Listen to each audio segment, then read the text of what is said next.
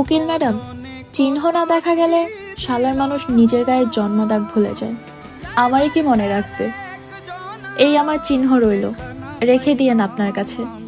নয়তো আমাকে মনে রাখার মতো কেউই হয়তো থাকবে না দুনিয়ায়।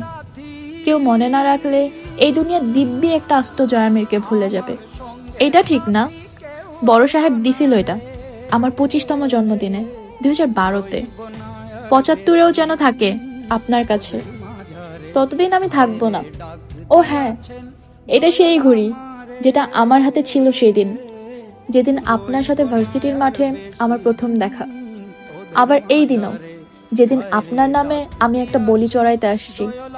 এই শালা ঘড়ি আমার জন্য কুফা, আর আস্ত একখানা বেইমান। থাকে আমার হাতে, অথচ শালার কাটা টিক টিক করে আপনার নামে। তো ওইটা আপনার কাছেই থাকুক।